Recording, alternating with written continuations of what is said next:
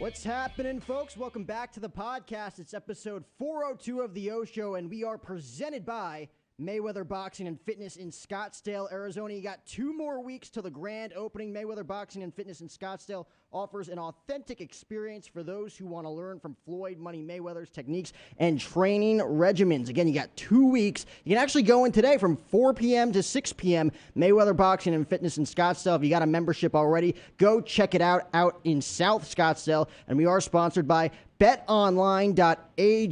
Head to the website or use your mobile device to sign up today to receive your 100% welcome bonus. Take advantage of their opening day super promo. Make a bet on Thursday, September 9th, the season opener between the Super Bowl champion Tampa Bay Buccaneers and the Dallas Cowboys. Again, betonline.ag. Sign up for that 50% bonus. Again, episode 402 of the show today with Christian Peterson. What is happening, man? Lots and not much all at the same time. All right, so tell everybody how we know each other. So we know each other. We, my sophomore year and your junior year, we were both in the same class, Tim Kelly's entrepreneurship class. I am an entrepreneurial studies major, and you were a broadcasting major. Close. Sports management. I kind of turned it into a broadcast. Right. We didn't have a broadcast journalism degree until this year, the year after I graduated. That's what I was wondering. Sucks. That's why I was confused. I was like, wait. So I used a sports management degree to pursue sports broadcasting, which has led to, play-by-play opportunities, this and that. And I do got to give him a justice because I got to apologize to Zach. He called him Tim Kelly. Scott Kelly is his name. Oh, yeah. Apologize to Zach, or else he's going to fuck up this entire video. Sorry, Zach. I thought you had said Tim Kelly. There was 2 professors, Tim Kelly and Scott Kelly. And I thought you said Tim earlier. But, Scott. No, yeah. I've heard even more about his son, Scott's son, than I have Tim's son. Anyways. Sorry, Zach. There it is. My apologies. But yeah. You're going to have to come out here and give him a hug later. Oh, I will. Trust me. So the way that we started talking briefly through class, and then I started a podcast of my own, had my own setup, and was setting up, and I actually reached out to Jack and asked if he would love to be on it. It's about people and their passions, and he was more than welcome to come out, and was one of the best recordings that I had. It was great. It turned out great. It was very natural, very off the cuff, and we talked about you and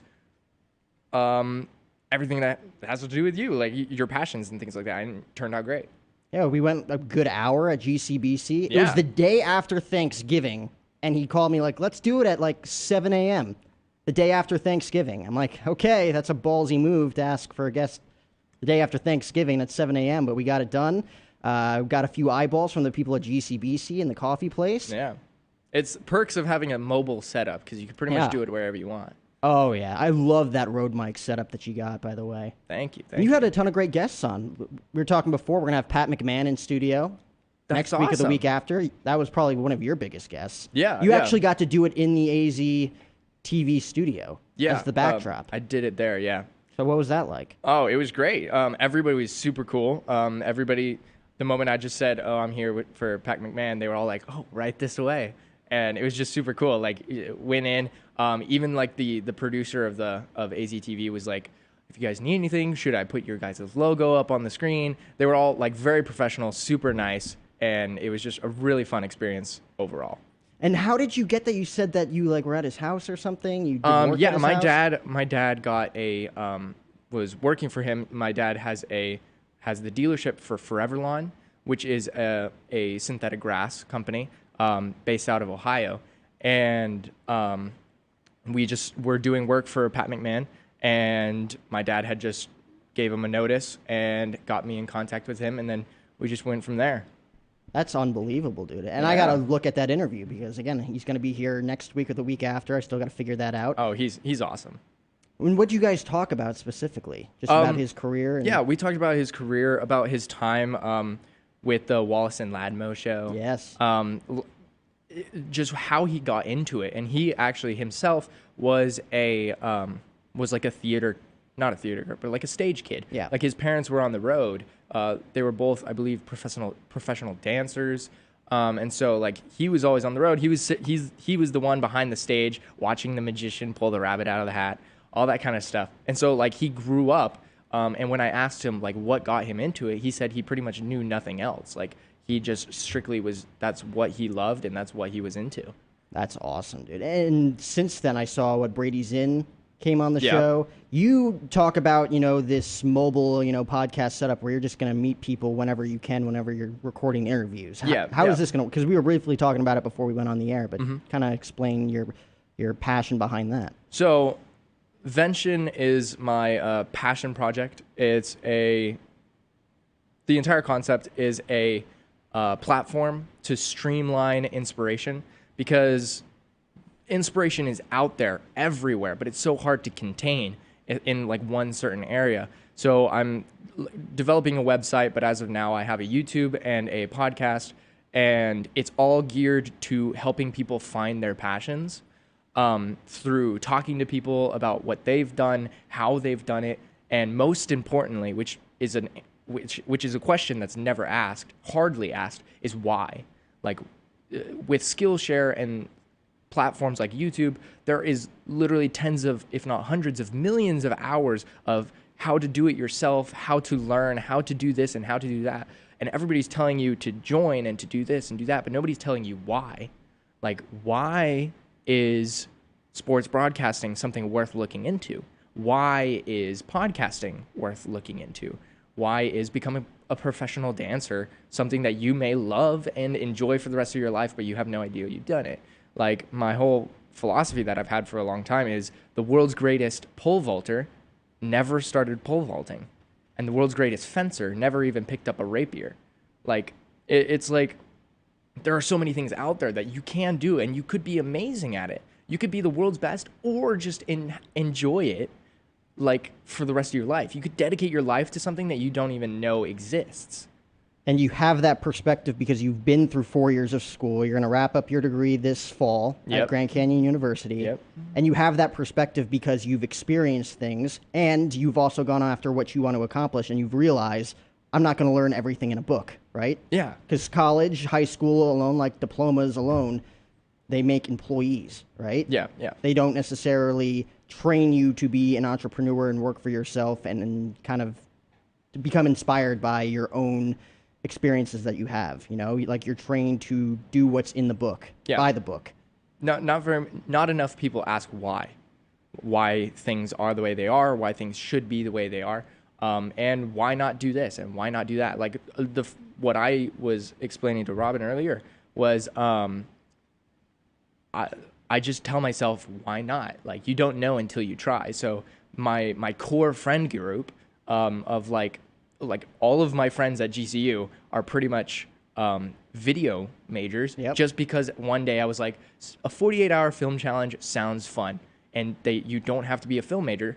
So I literally just walk up and I'm like, hey, I want to be in the 48-hour film challenge. And that core group, you're with them for 2 straight days, and you're like immediate friends for life. And it's so much fun. And even one of my current passions is Brazilian Jiu-Jitsu. And it's something that I was just like, why not? Like, I found a place near my house and then started doing it. And millions of people will start projects and do half-done projects, which is perfectly fine. That's amazing. Like, you should try things out and just experience it. See if you like it, see if you enjoy it. And if it's half-done, perfectly fine. There's nothing wrong with doing a half-done project. I have millions of those. But I challenge those people to join the community, at least briefly, but join the community of whatever you're doing. Because like the film example, I could have gotten into film and it could have been fun. It could have been like a weekend of fun and a weekend of experience. But the moment that you're in with a community that suddenly loves what you do and is willing to talk about it and willing to interact with it, it's something that could be life-changing. Oh, 100%. I did the 48-hour film festival too, as, again, an unexperienced actor, but it was fun. Yeah. You're literally locked in a place for 48 hours trying to make the best film out of 10, 12 films that other people are making. Yeah. It's insane.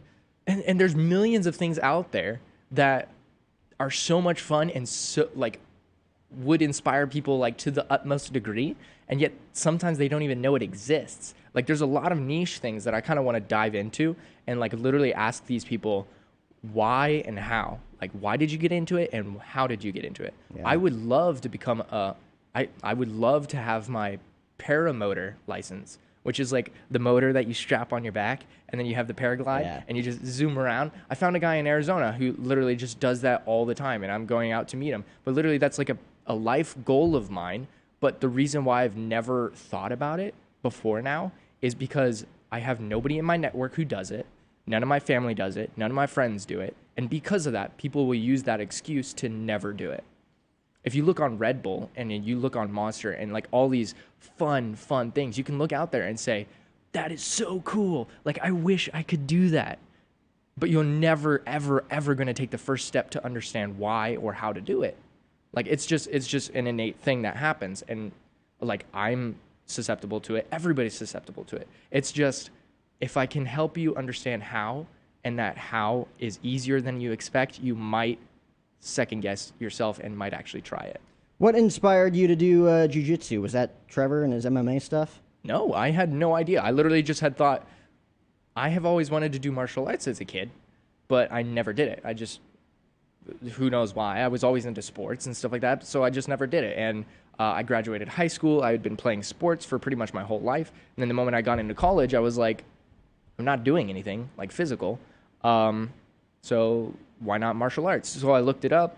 I was looking through all the different things of what I should try. I did Krav Maga for a day, realized that it wasn't for me. Get your ass kicked?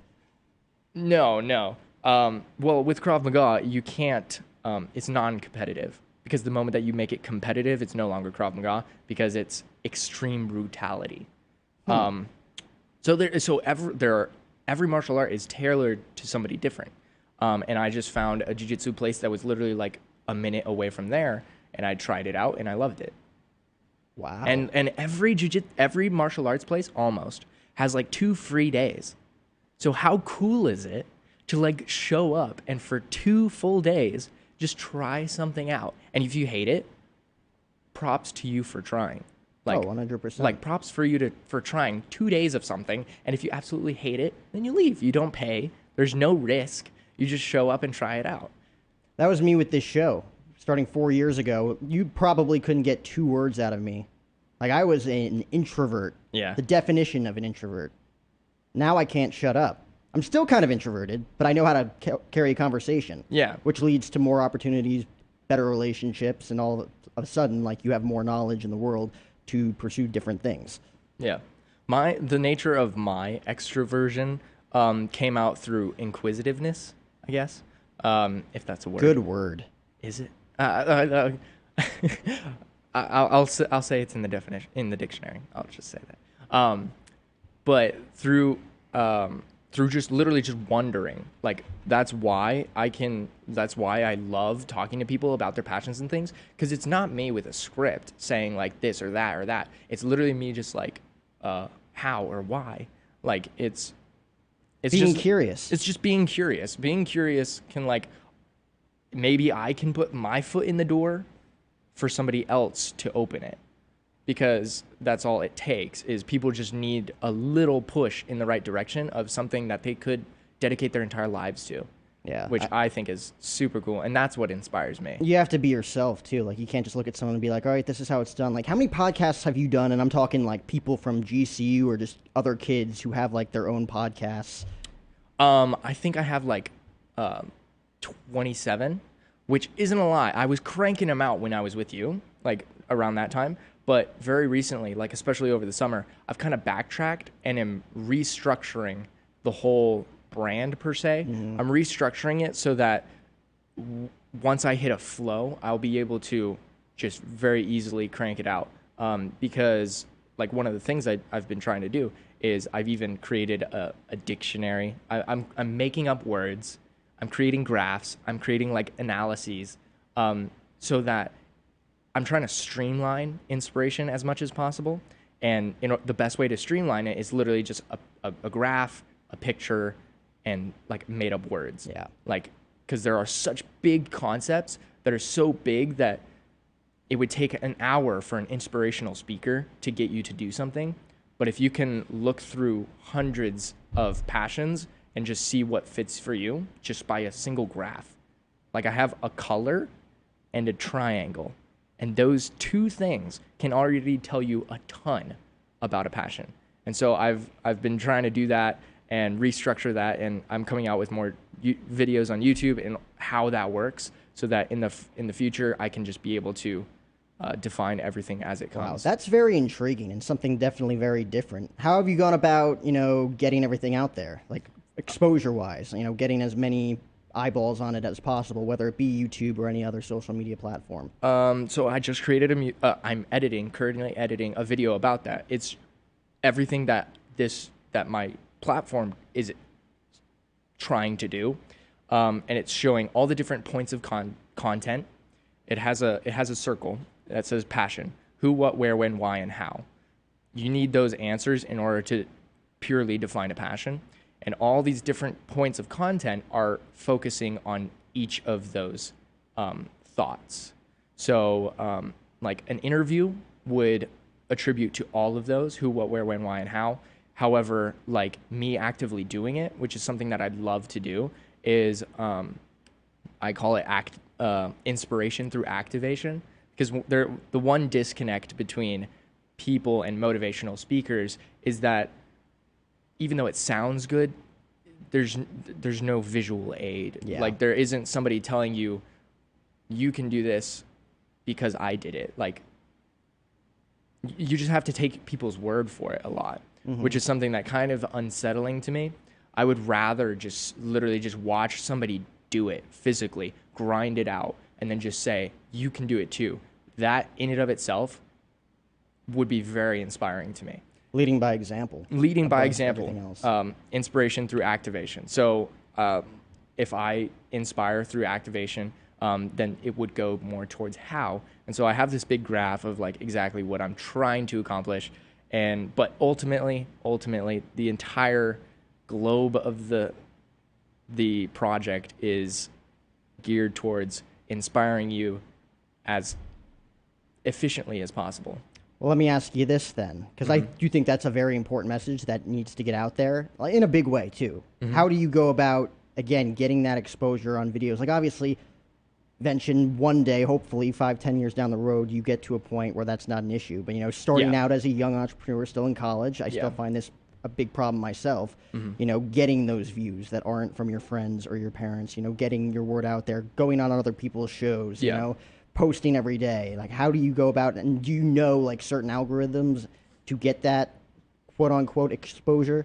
Yeah, 'cause I'm personally still trying to figure that out. Yeah, I know like the whereabouts and stuff like that. But as of now, my greatest connection is network, because just by knowing somebody who knows somebody is like already like a huge benefactor to the is very beneficial to what I'm trying to accomplish. So like I tell one of my friends what I'm trying to do, and he immediately connects me to somebody who's a professional at that. And so it's really easy to network when you're talking about people's passions. When people are passionate about something, there's so much energy that flows out of what they're trying to accomplish, especially when you get tapped into a community. So as of now, I'm still in the structuring process, but the moment that I'm going to be understanding what these are, I'm going to be trying to dive into the community of whatever that is. And hopefully that communities will not only love what I'm trying to do of inspiring people to join that community, but hopefully it'll give them like a relief knowing that people want to know what they're doing, that they're not just a lost niche, because that's what a lot of things are, just lost niches that stay small, not in a bad way, but just are there as they are, and shining a little exposure would be great on all parties. Yeah, I mean, afraid to taking risks and looking at that and thinking like, okay, I did this huge project and it got like 2 views or 2 likes on social media. It doesn't look great, and people get afraid by that and they don't do it again. So one thing that I really want to do about that is actually collect a community to join me in my activation through inspiration. I would love to have a group literally be like, hey, I'm doing Rubik's Cube for 2 weeks. You should join the Rubik's Cube for 2 weeks. And me being a business major, maybe in the future that includes like a subscription box that has what I'm doing currently at that moment, and kind of like a kickstart, kind of to help people experience what they could enjoy. Like, let's say Rubik's Cube. I could send a Rubik's Cube to tons of people. A connection that I made from another friend gives Rubik's Cubes for charity. So that's amazing. Like, once you have those kind of connections, you can find others who may love Rubik's Cubing. Like, people have dedicated their lives to Rubik's Cubing, and that's just one of millions. But Rubik's Cubing, in a sense, could be the greatest thing you've ever done. And you might get into something else and discover that you have a passion for something else, and you want to start a business in something else. Yeah. Probably what you've done. Because I remember when we met 2 years ago in Scott Kelly's class. You were what? Retail apparel company? Yeah, I was doing. Are you still doing some of that? No, actually, I was creating a clothing brand for college for GCU, and it was my own thing. But I was able to be the very first student to be in the Lope shop, which was super fun. And I was recognized by them. I had it was chugging along, but being an entrepreneur, you kind of have to understand how people think and why people think the way they do. And one of the things that I noticed was right around COVID, as soon as COVID started happening, I immediately realized that school pride of every college, was going to tank hard. Nobody was showing up to the basketball games because nobody could. Mm-hmm. Nobody was in the Lope shop because there was nothing to buy if there was nobody to show your pride to, because school attendance like halved. A ton of people were sent to quarantine. A ton of people were sent to their homes, stuff like that. So so that project kind of fell a little short as I probably thought I would have wanted it to, but it was fun. Like, the fact that I didn't say no and I just did it, I was known as the low preem guy just for the fun of it. And I just loved having that little, oh yeah, that's cool. I mean, you're building community at the same time providing them value, which is the most important thing. There's a lot of people who try to accomplish their dreams and they do it for them and not necessarily for others, which is going to help it grow, not only for you spiritually, because it's going to feel great, but at the same time, you're all going to help each other out. Yeah. My outlook on like why I wanted to do that is because I wanted to include a stronger portion of the GCU community to be more prideful of their school. If one of their friends or one of their colleagues was doing something for them, like if somebody was actually there actively doing something for them, for the school, and not for money or for that kind of thing, I feel like it would be a little bit more boost of pride, and that's what I loved thinking about was just a community feeling more attuned with what they were doing in life, because whatever you're doing, I never wanted somebody to go through an experience like college and then feel like they lost 4 years of their life. Mm-hmm. Like every experience of our lives is what makes us who we are. And so thinking that somebody would go through it and not feel attuned with what they've done or what they are currently doing is something that's like detrimental to think about if you're not on that thought. Like, I just did a interview with students on campus. I set up a camera and interviewed like 6 kids. They walked up and I asked them, what are you passionate about? They would mention a little something. Then I would ask, what's your major? And then, does your major fuel your passion? And 9 chances out of 10, it would. But then you would get somebody who kind of reconsiders. They think about it. Or how could it merge? Because ultimately, I don't want anybody to second guess themselves. That's the last thing I want them to do. It was more just getting the message out of what's your passion and how it attributes to what you're doing with your life. But it's something that does happen where people will do things, and especially in college, where people will do things and then no longer acknowledge that portion of their life. And that happens a ton through college because a ton of people aren't going into their major immediately out of graduation. So, like, I mean, granted, everybody's lives are different and things like that. But if you have a message for yourself, if you're passionate about something, you'll never lose that drive. You'll never lose sight of who you are and what you want to become. If you had that mission from the beginning, yeah, if and you have stuck that mission, with it, you know, and with a community behind that mission, it's like so much easier. It's like riding a wave. You're there, and people will help you and support you, and it's amazing just to get yourself out there and to find people of who you enjoy, people you want to be around, and there are millions of communities like that, but nobody notices them. 100%, man. You're preaching to the choir, and you have one semester left. I have one so semester what's your left. plan to kick ass before you graduate? 'Cause my senior year was my best year because I knew going in, I'm like, this is the last year to prove what I want to do. Yep. I'm just going to break the door down. Yeah. So I stumbled across getting 2 pretty nice cameras, and me and a few friends are interviewing every other week. So just every other week, having a video of that. I'm going to be doing more on-campus interviews, talking to more people, and then I just want to actively in that space. Once hopefully like by next weekend, I'll have the structure finally nailed down so that I can finally start acting on working out these passions. My first one is Rubik's cubing. So I've done to kind of like for the viralness or for the views. 24 hours of Rubik's cubing. In 3 sittings, I did 24 hours of Rubik's cubing. I solved it like almost like 300 times, I think. And I had never done it before then. So I looked at the Rubik's Cube, and I'm very creative, very artistic. And I could very easily say, Rubik's cubing is not for me. But after 24 hours of it, I actually really enjoyed it. But I never would have known that unless I did it. And so I did it, I enjoyed it, and then I was watching a movie the other day, and I was just solving it. And it was enjoyable. I loved it. And so from there on, I can talk about it, talk about my experience with it, talk about other people's experience with it, like that one guy who gives Rubik's Cubes and solves them with charity.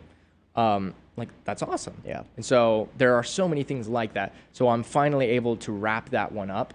Once I can get the review down, I can put the triangle with the graphs and things just to show who, what, where, when, and why of the Rubik's Cube. And then immediately I'll be jumping onto something else. And then hopefully gathering a community along the way that maybe in the end we'll all be doing something together, and something you can jump ship whenever you want, whenever you find whatever you're passionate about. Wow, your mind keeps spinning, man. I know we're definitely going to be doing business one day down the road. Cool. We're definitely going to have you on the show again. You didn't expect to do an interview today. Nope, not really. You did a pretty good damn job, man. Thanks, Last question man. I want to ask you, though. Yep. You're engaged. I'm the engaged. Hardest thing you had to do? Yeah, pretty much. Yeah, it like I was planning it, and then like it hit me like an hour before, and it was like, I'm gonna die. But it was amazing. Did you know she was going to say, like, was it one of those situations where you knew she was going to say yes, but it's still the Yeah. most nerve-wracking question to ask? It's still the most nerve-wracking question, and she's very intuitive, so she understands a lot of stuff, and that's why As soon as you open your mouth, she knew? No. That's why I caught her on such a big surprise. I had to Really? like FBI it. Like I had Don't to leave like, out any details. I like What the I hell had to happened? like I had to don't leave any details. Oh, Yeah. okay. Both of our families, she's from Oklahoma, I'm from Arizona. Both of our families were meeting in Colorado. But the reason why that wasn't suspicious was because her parents were the ones that decided, let's go to Colorado. And so we were like, okay, sure, let's go.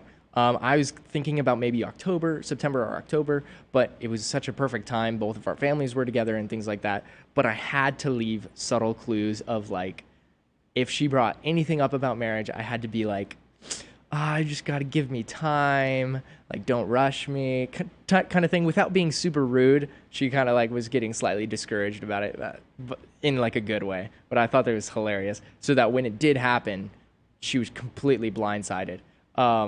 And what's actually really funny is it was such a picturesque view, such a picturesque time with our families there and stuff like that. They weren't watching at the time, which is how I wanted to do it. And we go over to take a picture with my sister. She's taking a picture. I have her ask if she can take our picture because she's a photographer. So we go off to like a picturesque spot, mountains in the background. It's on a ranch. It's super, super nice. And as a joke, she gets down on one knee and pretends to propose. And I was like, stop it. And like she gets up, and then we take pictures, and then I propose. Wow, that's actually a pretty cool story. Yeah, it was awesome. Well, best of luck to you guys. Best of luck to you. Thank you so much. Again, one semester left, man. Kick some ass. Yeah, thank you for this. And best I of owed luck you to one. you. You had me on your show. Best of luck to you, man. This is great. This is awesome. You're sponsored? Well, we'll be in touch soon. Yeah, we got to thank our sponsor, Mayweather Boxing and Fitness in Scottsdale, Arizona. Remember to head to betonline.ag as well to get that 50% bonus. Christian Peterson on the O Show, episode 402. Zach Kelly, hit the close, man.